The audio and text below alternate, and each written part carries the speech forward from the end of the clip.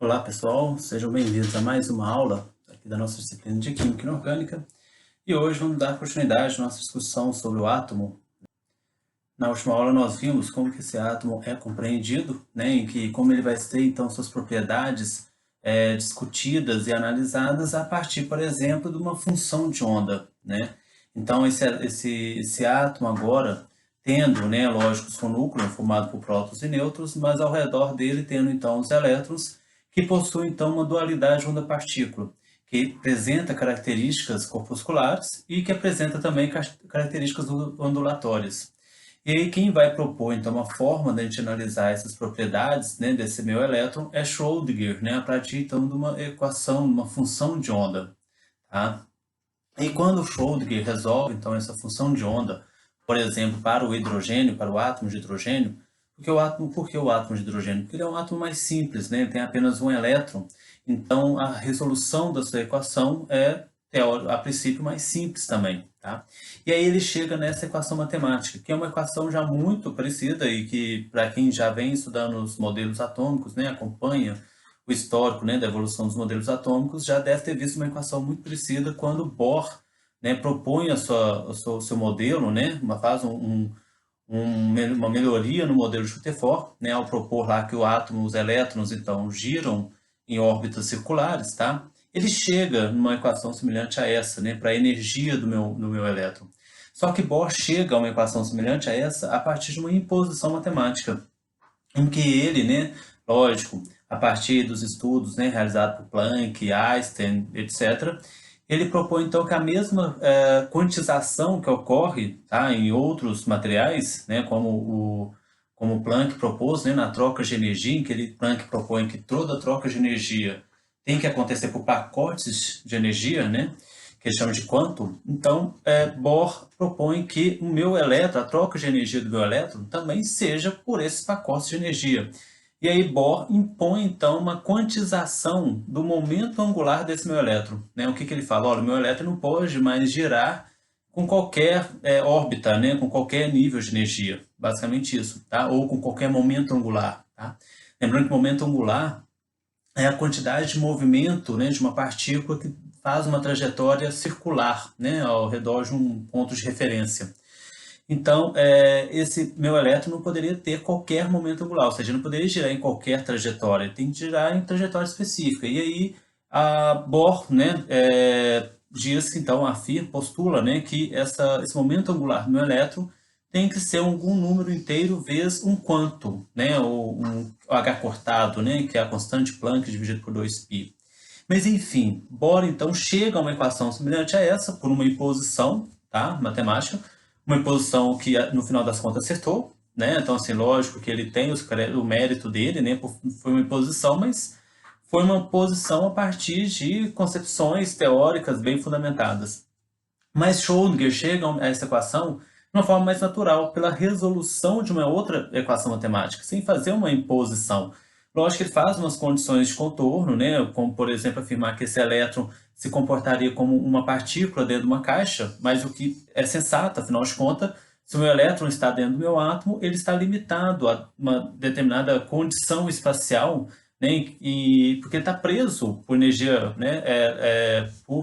ao meu núcleo, as partículas positivas do meu núcleo, tá?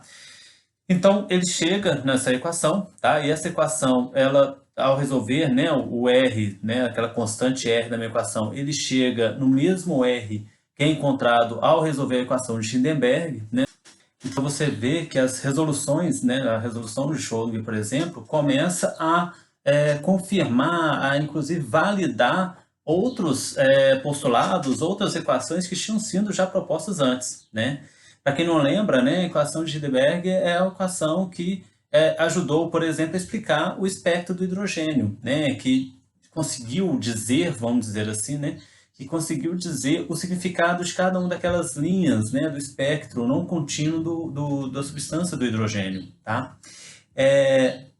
Por exemplo, então, pela resolução de Heisenberg e já com esse conhecimento lá da resolução da equação de Schrödinger, a gente consegue dar um significado físico para cada uma daquelas linhas do espectro, inclusive dizer, então, qual que é a energia mínima ou a energia do meu elétron em cada um daqueles níveis de energia.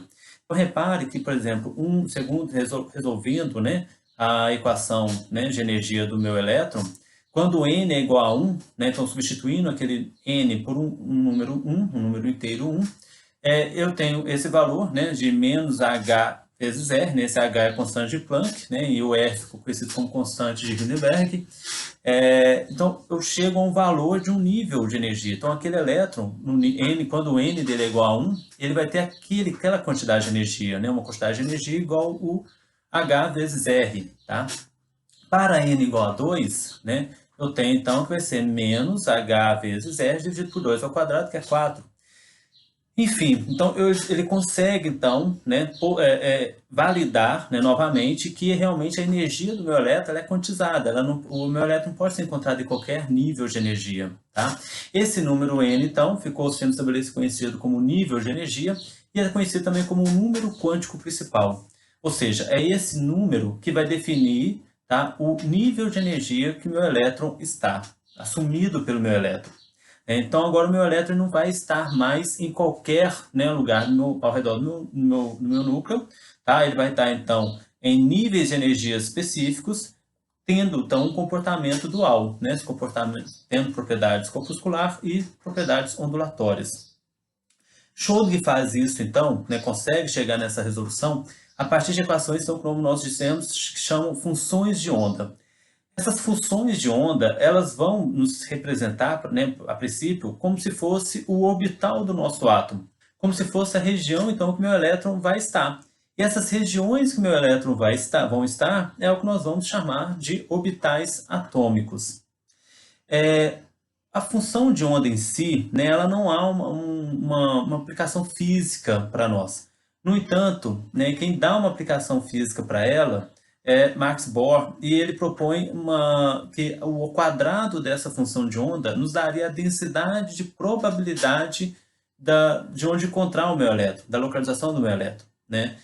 Então, se a gente pegar agora o nosso modelo atômico como sendo mais ou menos do jeito que está nessa figura, é como se então o meu elétron pudesse estar, tá, em alguma ou qualquer um desses lugares ao redor desse meu núcleo. Então eu não teria mais o meu elétron, como eu já disse, né, várias vezes, se movimentando em trajetórias. Tá? Eu teria como se fosse uma dispersão. Né? Então a resolução, né, o meu elétron, ele pode ser encontrado em qualquer local dentro de uma certa região ao redor do meu núcleo. Né? Essa região ao redor do meu núcleo em que meu elétron pode ser encontrado é o que nós vamos chamar então de orbitais atômicos.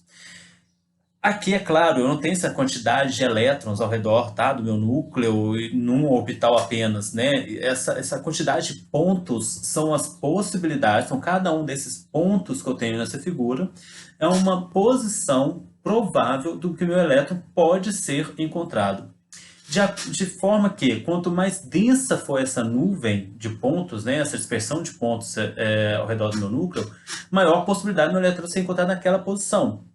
Enquanto menos disperso, né, quanto maior for a dispersão, né, menos concentrada, né, for essa figura, né, menor a possibilidade do meu elétron ser encontrado naquele lugar. Então repare, por exemplo, para essa figura especificamente, né, eu tenho uma alta concentração ao redor do meu núcleo. Né? Então repare que conforme eu aproximo do meu núcleo, eu tenho uma grande possibilidade de encontrar meu elétron, e essa possibilidade de encontrar meu elétron diminui conforme eu afasto do meu núcleo. Tá? No entanto, repare então que para eu poder identificar, né, ou para eu poder encontrar esse meu elétron, né, ao redor do meu núcleo, eu posso utilizar o que nós chamamos de coordenadas esféricas. Né? Então é como se cada um daqueles pontos, tá, pudesse ser descrito, a posição de cada um daqueles pontos pudesse ser descrito por 3 coordenadas, tá? Que seria o R, né, que é essa distância do meu núcleo até o meu elétron, onde ele está, um ângulo φ, né, e um ângulo θ, tá? Um ângulo θ aí em relação ao eixo Z e o ângulo φ, né, que seria ali no plano, né, entre o eixo cartesiano x e y. Tá? Então, enfim, é como se eu tivesse então essas três coordenadas, tá, fossem possíveis, né, fosse suficiente para descrever então a posição do meu elétron. Ou seja, eu teria que a minha função de onda é uma equação matemática que depende, então, das variáveis r, θ e φ. E eu poderia, então, reescrever essa minha função de onda, que depende, então, de R, θ e φ, lembrando, né, o raio, né, que é a distância, então, que meu elétron está do meu ponto de origem, no caso, meu núcleo, θ e φ, que são momentos, são propriedades angulares, né, ali impostas sobre aquelas coordenadas x, y, z. Pode ser descrito também como uma, então, pode ser reescrita, né, essa função, como sendo um produto de outras duas funções. Uma função radial, que é a função baseada apenas, então, nessa distância, né, que meu elétron pode ser encontrado a partir do meu núcleo, e a função angular, que leva em consideração, justamente como eu disse, né, as ordenadas angulares, tá, da posição do meu elétron.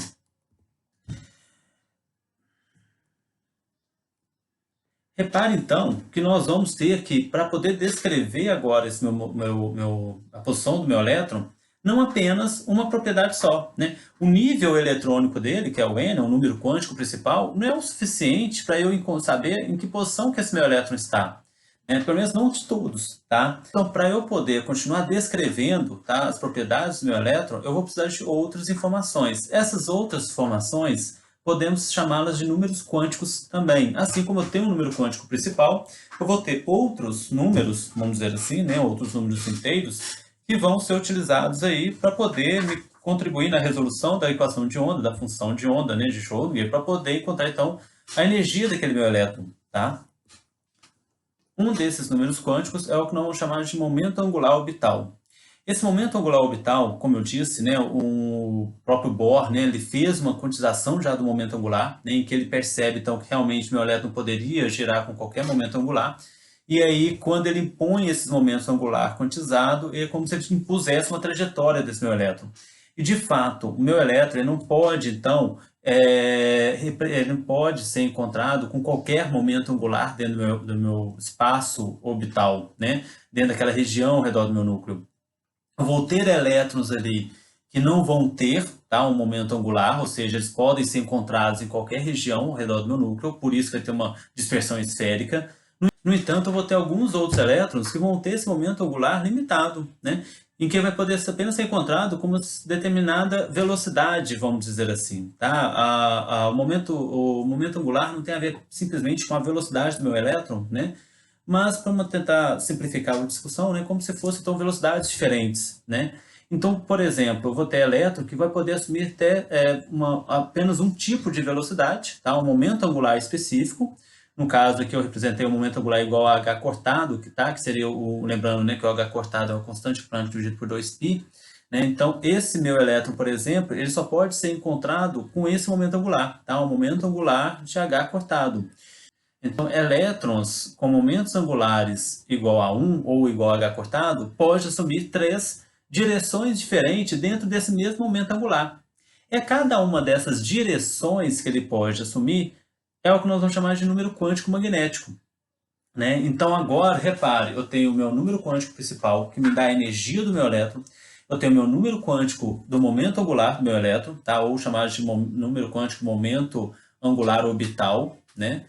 Que basicamente é como se me dissesse a velocidade que esse elétron está ao redor do meu núcleo, tá? Ou a posição em que ele ocupa ao redor do meu núcleo, né? A forma que esse orbital assume ao redor do meu núcleo. E tenho agora também o que vamos chamar de número quântico magnético, que é o que me fala, então, a direção em que esse elétron está a partir de um ponto de origem, a partir de uma referência. Por isso que, por exemplo, quando a gente pega o que nós já conhecemos, né, desde o ensino médio, a gente já vem com essa discussão de orbitais P, né, que chamamos de orbitais P, esses orbitais P, por que são três orbitais P, né, a princípio iguais? Porque esses orbitais P apresentam o mesmo momento angular, vamos supor, igual a 1, né, que é o que a gente condiciona, né? Vamos lembrar que para orbitais P, a gente fala que ele apresenta um momento angular igual a 1, tá? No entanto, esses orbitais eles podem assumir três direções diferentes. Eu posso ter ele como momento angular igual a 1 sobre o eixo Z, eu posso ter ele como momento angular igual a 1 sobre o eixo X e sobre o eixo Y. Então, esses três orbitais possuem o mesmo momento angular, no entanto, direções diferentes. E aí, por isso, é preciso, então, fazer essa distinção também entre esses orbitais, tá? Entre essas três regiões possíveis, entre essas três direções possíveis para o mesmo momento angular. E de forma, então, que cada uma dessas direções vai configurar um orbital atômico, né? Então, a descrição de um orbital atômico ela é feita baseada nesses três números quânticos. Número quântico principal, que vai me dar a energia, né? Que vai me descrever, então, o nível de energia daquele orbital, o seu momento angular orbital, ou seja, qual que é basicamente a velocidade ou a forma desse orbital ao redor desse núcleo, e o seu número quântico magnético, que me dá então a direção desse orbital dentro daquelas coordenadas, né, x, y, z, né? Quando eu falo, por exemplo, do orbital S, o orbital S não possui momento angular. Por quê? Porque meu elétron pode ser encontrado, tá? A forma dele é esférica, então não há uma limitação angular, né, ao redor do meu núcleo, e ele pode ser encontrado, então, em qualquer uma das direções x, y, z. Repare que é como se ele fosse limitado apenas por uma função radial, né? O que limita ele é basicamente a distância dele por um núcleo, né, do núcleo. Quando eu passo, então, para os orbitais P, eu tenho agora, então, três orbitais que possuem um determinado nível de energia, um determinado momento angular, mas pode assumir, então, três direções diferentes, três números quânticos magnéticos diferentes. Quando eu passo, então, para os orbitais que nós chamamos de orbitais D, ele possui o mesmo nível, um determinado nível de energia, algum determinado momento angular orbital, né? Então, agora a forma desses orbitais vão ser diferentes também, dos orbitais P, e direções diferentes, sendo que no caso desse momento angular que a gente chama de P, né, de orbitais P, de orbitais D, desculpa, ele pode assumir até 5 direções diferentes, né? Por isso que estão 5 números quânticos magnéticos diferentes, tá? É como se a gente representasse, tá? Esse aqui, lógico, eu não tenho nem mais essa visão de camadas e subcamadas, tá ok? Mas essa figura ajuda um pouco, né, a entender essa divisão, né, que vai ocorrer, então, dentro de cada nível de energia. Então, é como se dentro de cada nível de energia, né, então, eu tenho lá, meus elétrons estariam organizados, né, em níveis eletrônicos diferentes, né, em níveis de energias diferentes, tá? Nível 1, nível 2, nível 3, e assim sucessivamente. E em cada nível de energia, eu poderia ter mais de um subnível. Por que eu posso ter? Porque no nível 1, por exemplo, eu não tenho subnível, né? Eu tenho apenas um nível 1 de energia. Esse nível 1 de energia, o meu momento angular é zero, né? Eu não tenho um momento angular específico, meu elétron pode ser encontrado de forma esférica ali, ao redor. E ele também não vai ter, então por isso não vai ter um número quântico magnético associado a ele, né? Eu só tenho um orbital, né? O meu primeiro nível de energia só tenho apenas um orbital, que é o que a gente chama de orbital S. Já no segundo nível de energia, eu vou ter, então, orbital que a gente chama de orbital S, né, que tem, se não há uma limitação de momento angular, então o momento angular dele é igual a zero, né, o número quântico orbital dele é igual a zero, mas ele vai ter também, além desse momento angular igual a zero, que a gente chama de S, ele vai ter também o seu momento angular igual a 1, que é o que a gente chama de orbitais P. E os orbitais P podem assumir três direções diferentes, Px, Py, Pz. No subnível 3, eu já vou ter o orbital S, os orbitais P e os orbitais D, que podem assumir agora 5 direções diferentes, né? E podendo assumir, então, 5 números quânticos magnéticos diferentes. Já no subnível 4, eu vou poder ter o orbital S, que não há uma restrição de momento angular, os orbitais P, que apresentam um determinado momento angular, vamos supor, igual a 1, né? Podendo ter, então, 3 direções apenas diferentes. Os orbitais D, que vão ter momento angular, que a gente chama de momento angular igual a 2, né? A gente define como número 2, como para simbolizar o momento angular dos orbitais D, podendo apresentar agora 5 direções diferentes, e além deles ainda vou ter, a partir do quarto nível, os orbitais que a gente vai chamar de orbitais F, que é um orbital F, então, que tem um momento angular diferente dos orbitais P e D, né? Diferente dos orbitais S, P e D, e que agora vão poder assumir 7 direções diferentes, né? Ou seja, 7 números quânticos magnéticos diferentes. Tá? De forma, então, que para eu, né, só para poder ilustrar, né, a forma desses orbitais, é como se eu tivesse, então, como está nessa figura. Tá? Lembrando que essa figura esférica, como por exemplo está na figura central, é apenas uma resolução, tá? Como se fosse uma resolução de uma equação de superfície, para poder delimitar uma região, tá, ao redor do meu núcleo. Então, eu teria ali, por exemplo, né, os meus orbitais S, como há uma dispersão dos elétrons sem momento angular, não há uma limitação angular, então ele pode ser encontrado ao redor do meu núcleo, né, em qualquer ponto ao redor do meu núcleo. E essa conformação espacial, né, quando eu tenho um orbital com essa conformação, dessa forma, né, lembra que o momento angular além de me dar o que podemos dizer de velocidade do meu elétron, ele me dá também a forma desse orbital. Então, quando ele tem essa forma esférica, nós chamamos esse orbital de orbital S, né? E a gente representa como uma esfera, tá? Nós podemos ter, além disso, né, os orbitais P, tá? Que são esses, né, de azul, que eu estou destacando aqui, tá?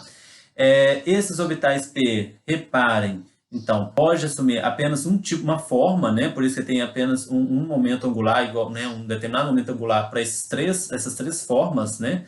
Essas três direções, desculpa. Então, ele pode assumir essa determinada forma, né? Essa forma de alter sobre um determinado eixo. No entanto, como ele pode, então, estar sobre cada um desses eixos, né? Então eu posso encontrá-lo sobre o eixo Z, o eixo X, sobre o eixo Y. Então, tenho três direções diferentes, três números quânticos magnéticos diferentes, né, possíveis.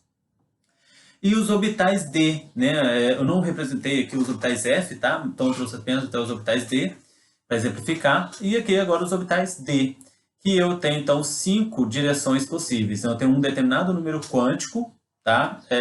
Orbital, né? Momento orbital para eles. No entanto, eles podem assumir até 5 direções diferentes, né? Destacando aí, né? Destaco, né?